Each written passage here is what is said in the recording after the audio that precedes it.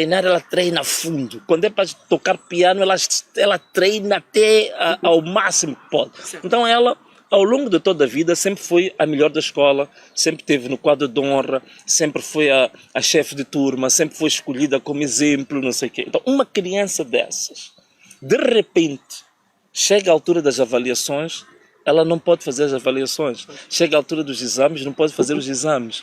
Chega à altura das comemorações da escola, onde se distribuem os diplomas, ela só está a ver pela internet, escondida, com o pai, a andar pelo mundo todo, atravessando fronteiras com medo, e a ouvir que o pai foi atentado ontem, o pai escapou ontem, voltou para casa, não se sabe como. É uma coisa tremenda, é uma coisa tremenda.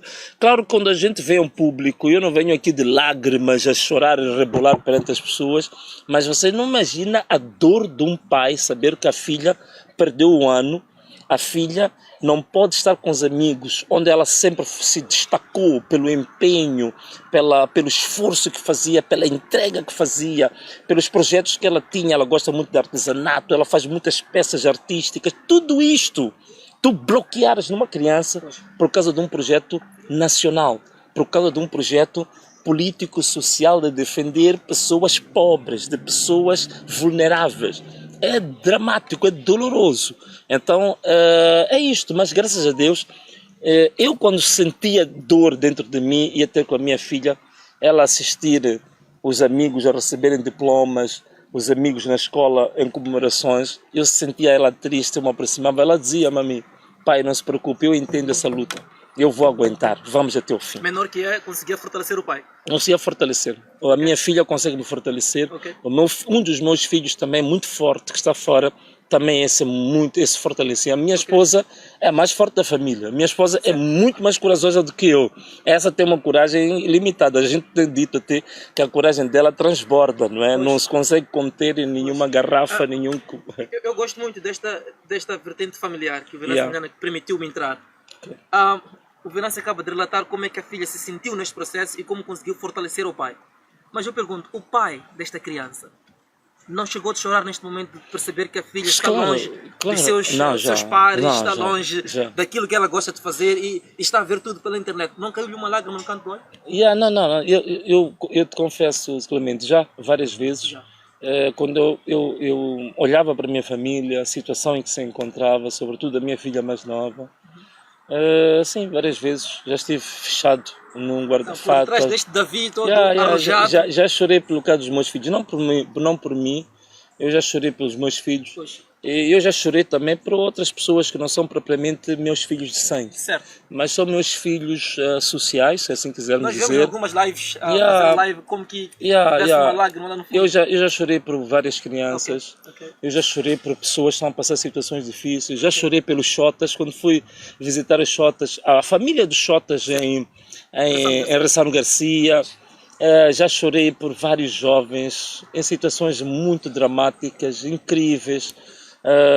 É normal, eu já passei por isso. Aliás, eu vou dizer uma coisa: o Salvador, o Messias, que é Jesus Cristo, também já chorou. Certo. Já chorou. Certo. Quando soube que Lázaro estava morto, apesar de ele ter todo o poder sobre a própria morte, ele, quando soube que Lázaro estava morto, ele primeiro chorou.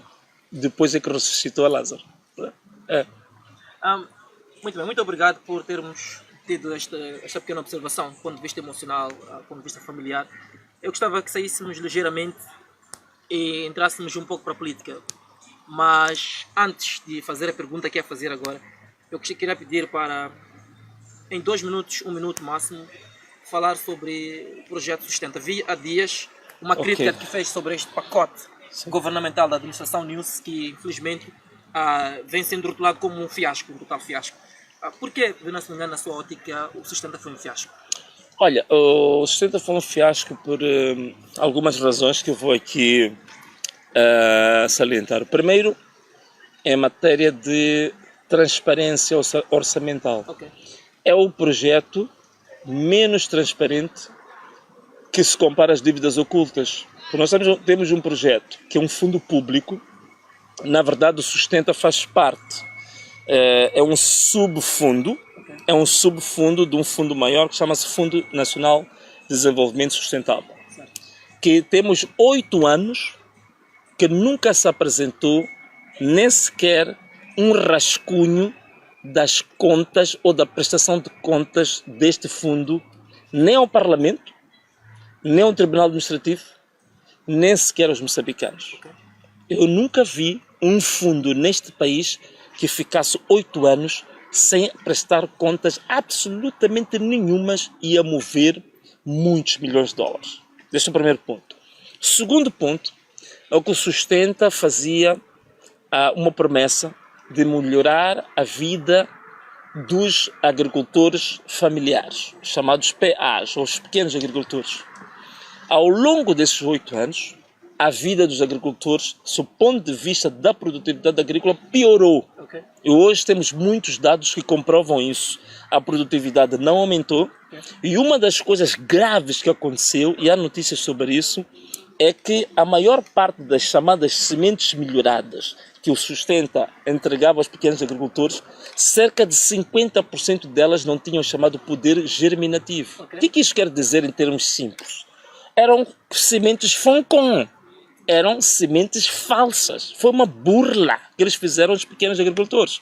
Estes são um dos pontos. Outro ponto é que também o Sustenta tinha o chamado